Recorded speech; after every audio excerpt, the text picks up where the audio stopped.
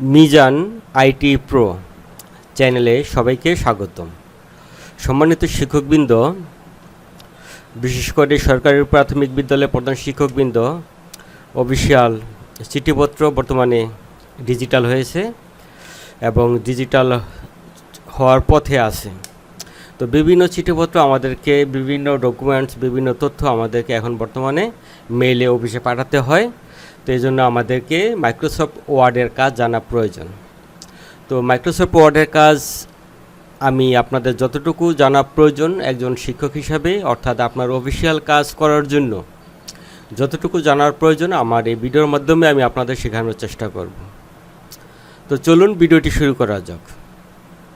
তো প্রথমে আপনারা যেটা করবেন, স্টার্ট মেনু থেকে ক্লিক করবেন। ক্লিক করার পর এখানে এমএস ওয়ার্ড দেখবেন, কোথায় লেখা আছে ওয়ার্ড লেখা থাকবে, ওয়ার্ড শুধু, এটা শেষের দিকে থাকবে। এই দেখেন লেখা আছে ওয়ার্ড, এই ওয়ার্ডে ক্লিক করব। ক্লিক করার পর ওয়ার্ড ওপেন হবে।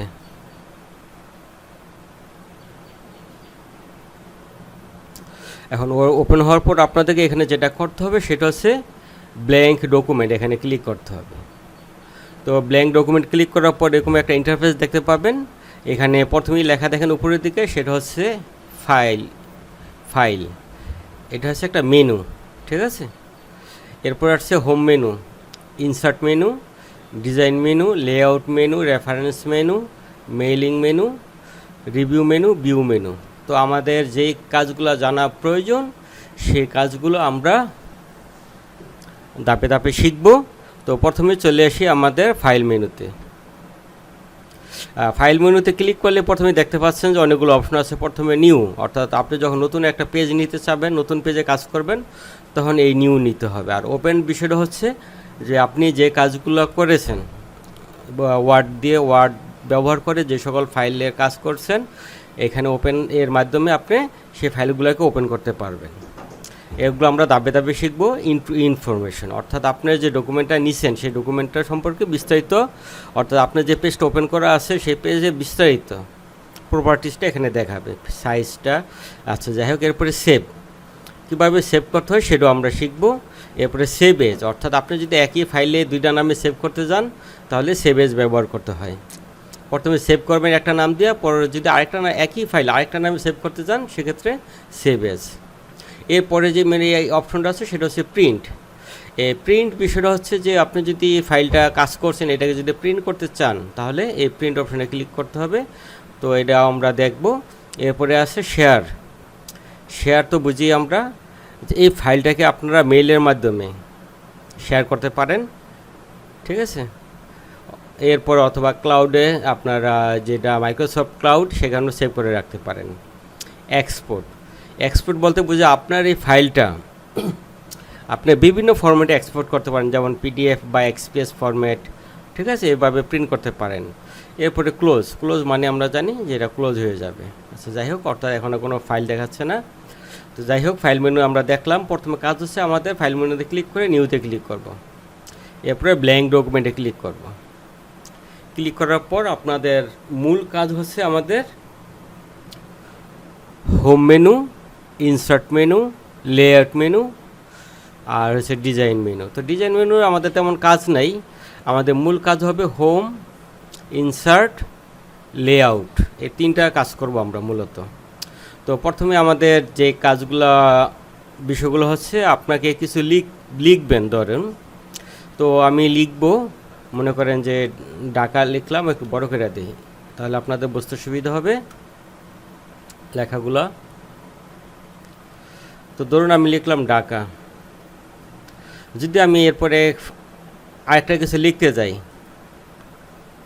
তাহলে মিলে গেল। তো মাঝখানে ফাঁক রাখার জন্য আমাদেরকে যেটা করতে হবে সেটা হচ্ছে স্পেস ব্যবহার করতে হবে।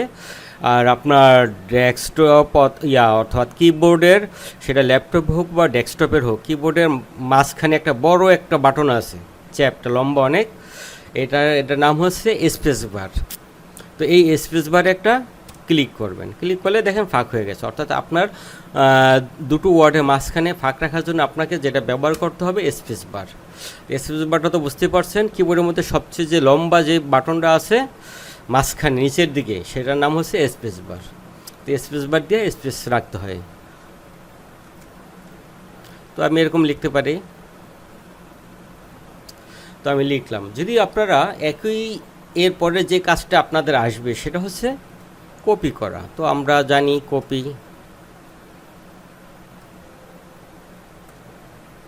করা। আচ্ছা, কপি মানে আমরা জানি নকল, অর্থাৎ কম্পিউটারের ভাষায় আপনার একটা লেখাকে যদি বিভিন্ন জায়গায় লিখতে হয় বারবার, তো সেক্ষেত্রে আপনি, যেমন আমি একটা যদি খেয়াল করি, এই ঢাকা সম্পর্কে আমি লিখব। তো লিখলাম, দেখেন, Dhaka is the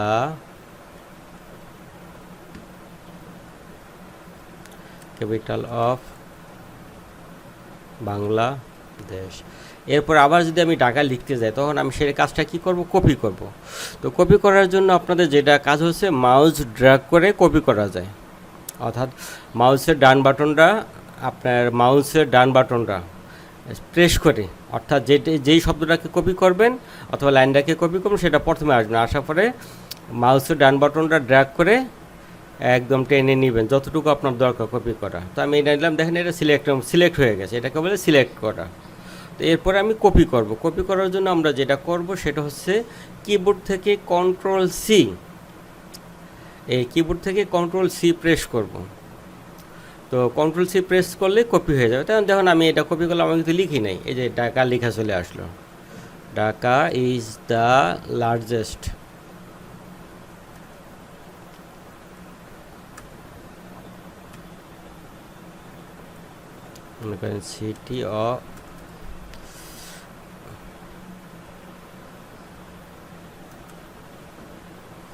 city of Bangladesh. তো আমি যেহেতু কি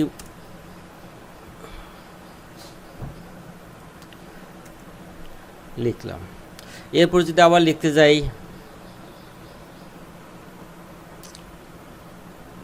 আবার যদি ঢাকাটা লেখা প্রয়োজন হয়, তাহলে আমরা কি করব? পেস্ট করে দিলাম, লেখা চলে আসলো ঢাকা। আর পেস্ট করার জন্য কন্ট্রোল-ভি। তো পেস্ট করার জন্য কি ব্যবহার করতে হবে? কিবোর্ড থেকে কন্ট্রোল+ভি, কন্ট্রোল-ভি প্রেস করে পেস্ট করতে পারবো। আমি যদি ঢাকাকে বারবার লিখতে যাই, দেখেন লিখে চলে আসতেছে। অর্থাৎ আমি পেস্ট করব, প্রথমে কপি করব, তারপরে পেস্ট করব। তো এখন এই হচ্ছে, প্রথমে আমরা শিখলাম কপি করাটা, এরপরে শিখলাম পেস্ট করাটা। আচ্ছা, এরপরে হচ্ছে কাট করাটা আমরা শিখব। কাট করা মানে কি? বিষয়টা হচ্ছে কোনো একটা লেখা আমি কি করব, এখান থেকে কেটে নিব। যেমন আমি এই ঢাকাগুলো অনেকবার লিখে ফেলেছি, তো আমি এটাকে কেটে ফেলবো এখান থেকে। তো কন্ট্রোল-এক্স ব্যবহার করব। তো কাট করার জন্য আমাদের কন্ট্রোল-এক্স ব্যবহার করব। এখন আমি আবার সেটাকে আমি যদি আনতে চাই, তাহলে কন্ট্রোল-ভি, অর্থাৎ পেস্ট করলে আবার চলে আসবে। আবার দেখেন, যদি আমি এই লেখাটাকে ঢাকাকে আমি অনেকবার লিখতে চাই, যেমন ঢাকার পরে আমি লিখব, এই ঢাকার পরে দেখেন আমি কার্সরটাকে নিয়ে আসছি, যে কোনো জায়গায় আমি জাস্ট কার্সরটা নিয়ে জাস্ট ক্লিক করব, ওইখানে চলে আসবে লেখার কার্সরটা। তো আমি লেখা এখানে পেস্ট করে দিলাম, দেখেন ঢাকা অনেকবার এখানে চলে আসছে। তো আমি যেখানে দরকার একটা জিনিসকে বারবার লেখা, একই শব্দটাকে যেখানে বারবার লিখতে হবে, সেই জিনিসটাকে আমরা কপি করে নিব, তারপর আমরা যেখানে প্রয়োজন সেখানে জাস্ট এটাকে পেস্ট করে দেবো কন্ট্রোল-ভি দিয়ে। আর কপি করার জন্য আমরা জানি কন্ট্রোল-সি।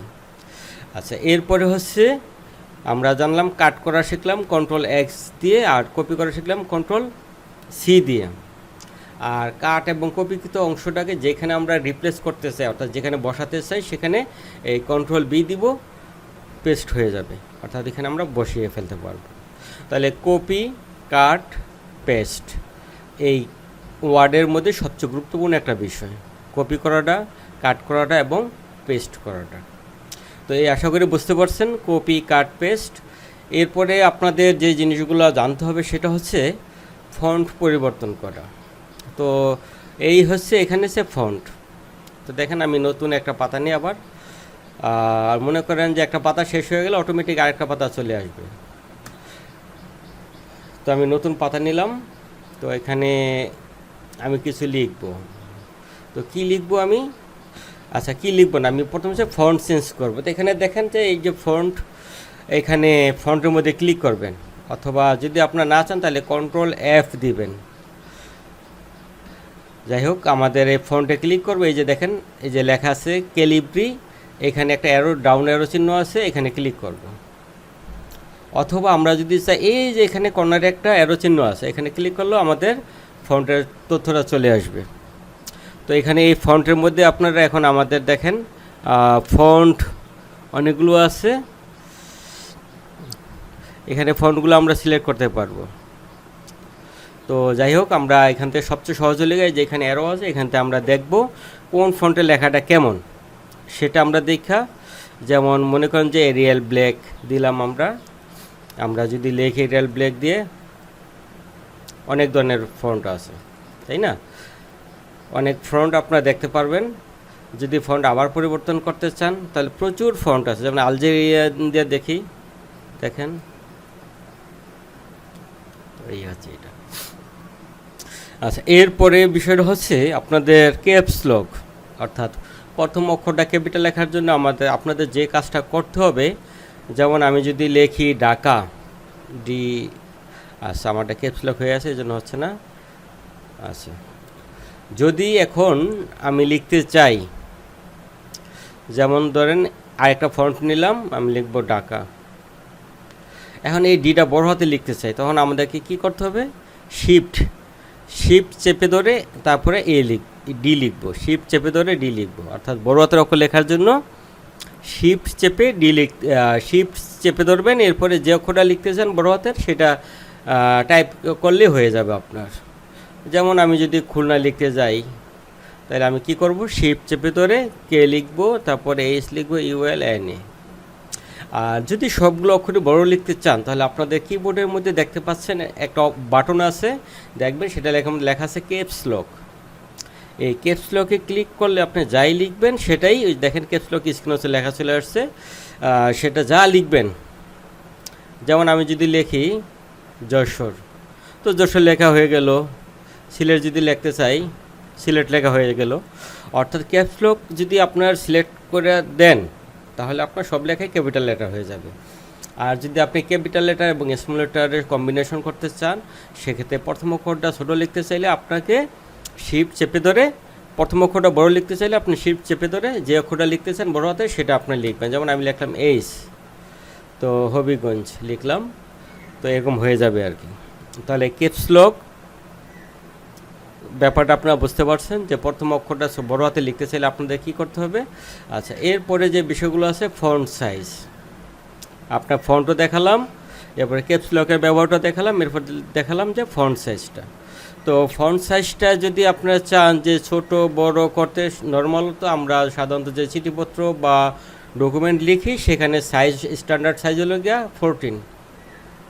তো এই 14 সাইজে লিখলে আপনার নর্মালি আমাদের যে অফিসিয়াল ডকুমেন্টগুলো সেগুলা 14 সাইজের লেখা থাকে, তো সেভাবে আপনারা লিখতে পারেন। আর ফন্ট সাইজ যদি আপনি চান আরও বড় লিখতে, তো অনেক বড় লিখতে পারেন। আবার যদি চান এখানে আপনি যে কোনো সাইজ আপনি লিখে দিবেন, লিখে দেখেন আমি লিখব, আচ্ছা স্যার দেখছেন তো কত বড় হয়েছে ডি। আচ্ছা, তো এখন এটা হচ্ছে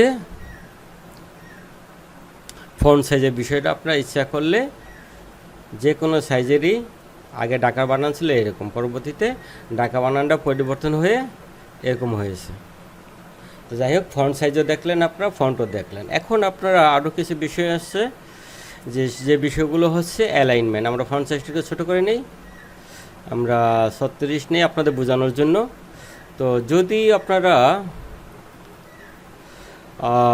কিছু বিষয় আছে, যেমন যে এখানে দেখেন কতগুলো চিহ্ন আছে, alignment left, alignment right, alignment left, মাঝখানে ডলিগাস, অ্যালাইনমেন্ট সেন্টার, আর অ্যালাইনমেন্ট হচ্ছে রাইট।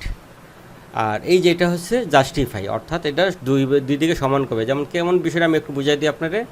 তো যদি আমি মাঝখান থেকে লিখতে যাই, আমি লিখলাম মনে করি মাঝখানে, আচ্ছা মাঝখান থেকে লিখতে চাইলে কন্ট্রোল ই দিলে মাঝখানে চলে আসবে, সেন্ট্রালে চলে আসবে। তো সেন্ট্রালে লেখার জন্য কন্ট্রোল, আমি যদি শুরু করলাম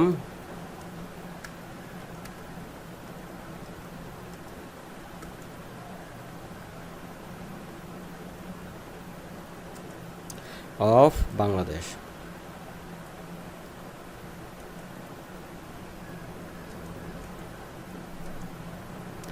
লার্জেস্ট সিটি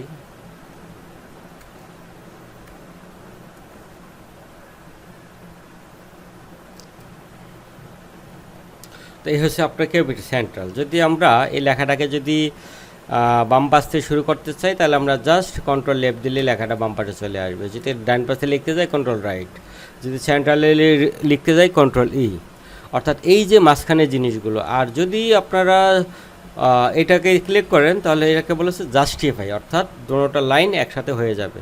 তো কেমন হয়ে যাবে, যেমন একটু লিখতে গেলে আমাদের এটাকে যদি বাদ দিয়ে আমরা এখানে লিখতে যাই, একটু খেয়াল করেন যে লাইনগুলো কেমন দেখেন এলোমেলো আছে।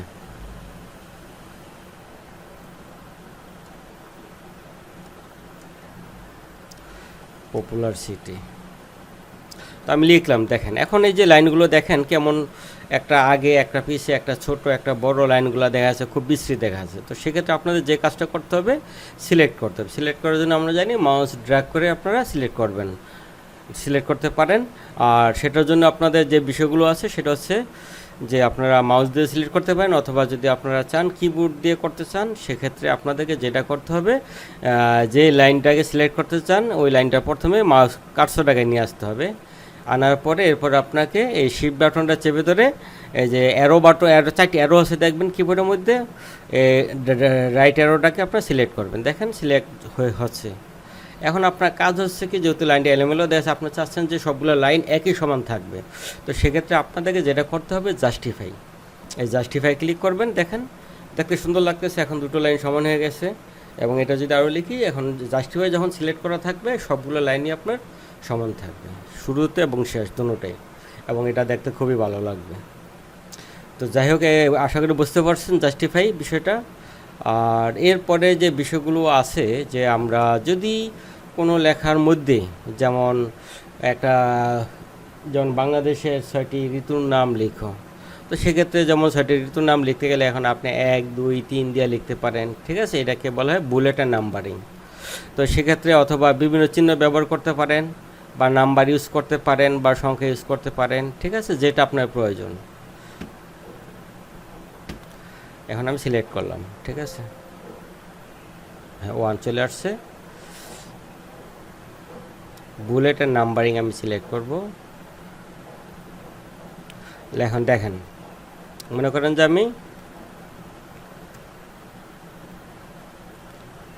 অর্থাৎ যদি এভাবে লিখতে চান লিখতে পারেন, অর্থাৎ অটোমেটিক 1, 2, 3, 4 চলে আসবে। এটার নাম হচ্ছে বুলেটের নাম্বারিং। এখানে অনেকগুলো ব্যাপার আছে, একটা হচ্ছে বিভিন্ন চিহ্ন ব্যবহার করে, আর দ্বিতীয়টা অপশন হচ্ছে নাম্বার ব্যবহার করে। নাম্বার বলতে গেলে ABC, রোমান হরফ, এগুলো ব্যবহার করা যাবে। আচ্ছা, এরপর এগুলো আছে, আরেকটা আছে, সেটা হচ্ছে আপনার এই লাইনগুলোকে যদি আপনি একটু স্টাইল করতে চান, একটার পরে আরেকটা, দেখেন এখানে অনেকগুলো অপশন লেখা আছে।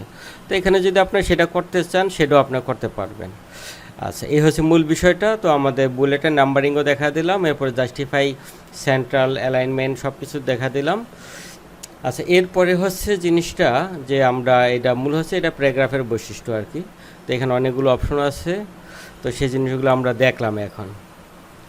তো যাই হোক, আমরা এরপরের যে বিষয়গুলো হচ্ছে সেটা হচ্ছে আমরা আগামী ভিডিওতে দেখাবো। তো ভিডিওটা অনেক বড় হয়ে যাচ্ছে, কারণ এত বড় ভিডিও দেখতে কারোর ভালো লাগে না। তো আশা করি সবাই বুঝতে পারছেন। আজকে যতটুকু দেখালাম ততটুকু একটু প্র্যাকটিস করেন আপনারা। আগামীতে আমরা চেষ্টা করব আমি 3টা পর্বেই এই ওয়ার্ডের কাজটা দেখা দিতে, এবং আপনাদের জন্য যাতে সহজ হয় সেভাবে আমি আপনাদের বোঝানোর চেষ্টা করব। তো আমার ভিডিওটি এতক্ষণ ধৈর্য সহকারে দেখার জন্য আপনাদেরকে ধন্যবাদ। আমার চ্যানেলটি যদি ভালো লাগে অবশ্যই সাবস্ক্রাইব করবেন। ধন্যবাদ সবাইকে।